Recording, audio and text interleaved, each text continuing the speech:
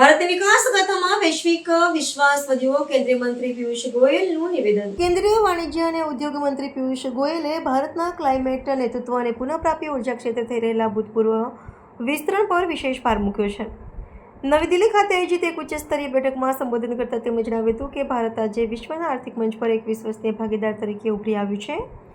પર્યાવરણના જતન સાથે આર્થિક પ્રગતિ સાધવાની ભારતની વ્યૂહરચનાને કારણે આંતરરાષ્ટ્રીય સ્તરે દેશની પ્રતિષ્ઠામાં વધારો થયો છે અને વૈશ્વિક રોકાણકારોનો ભારતીય બજાર પરનો આત્મવિશ્વાસ દ્રઢ બન્યો છે.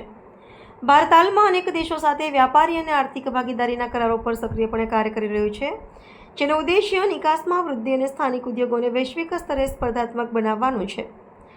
મંત્રીએ રેખાંકિત કર્યું હતું કે ક્લાઇમેટ ચેન્જ સામેની લડાઈમાં ભારત માત્ર વચનો નથી આપતું, પરંતુ પુનઃપ્રાપ્ય ઉર્જાના લક્ષ્યાંકો સમય પૂર્વે સિદ્ધ કરી વિશ્વને દિશા દર્શન પૂરું પાડી રહ્યું છે. આર્થિક જોડાણો માત્ર વેપાર પૂરતા મર્યાદિત નથી, પરંતુ તે ટકાઉ વિકાસ અને ટેકનોલોજીના આદાન પ્રદાન માટે પણ અત્યંત મહત્વના સાબિત થઈ રહ્યા છે. વૈશ્વિક અર્થતંત્રમાં પ્રવર્તતી અનિશ્ચિતતાઓ વચ્ચે ભારતની વિકાસ ગાથા વિશ્વ માટે આશાનું કિરણ બની છે.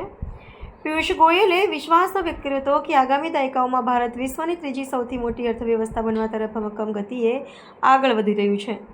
સરકારની ઉદ્યોગલક્ષી નીતિઓ અને પારદર્શક વહીવટને કારણે વિદેશી સીધા રોકાણમાં નોંધપાત્ર ઉછાળો જોવા મળી રહ્યો છે. અંતમાં તેમણે જણાવ્યું કે મેક ઇન ઇન્ડિયા અને આત્મનિર્ભર ભારત જેવા અભિયાનો હવે વૈશ્વિક સપ્લાય ચેનમાં ભારતની ભૂમિકાને વધુ મજબૂત બનાવી રહ્યા છે.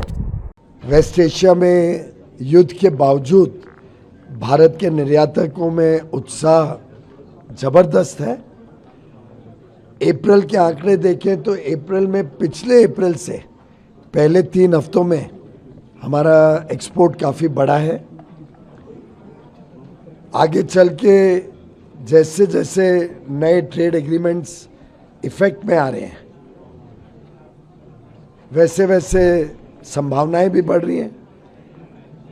जिस प्रकार से कल अलग अलग क्षेत्र, चाहे ऑटोमोबाइल और ऑटो पार्ट्स हो, टेक्सटाइल्स हो, लेदर एंड फुटवेयर हो, एग्रीकल्चर,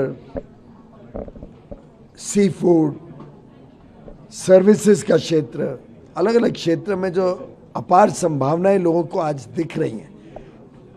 जब 2/3 विश्व व्यापार की मार्केट भारत के लिए खुल चुकी है, प्रेफरेंशियल एक्सेस यानी हमारे ऊपर जो ड्यूटी लगेगा हमारे कंपेटिटर्स से कम लगेगा अधिकांश विकसित देशों में, वो अवश्य हमारे उद्योग जगत, हमारी सर्विसेज इंडस्ट्री सभी को बहुत बल देगा.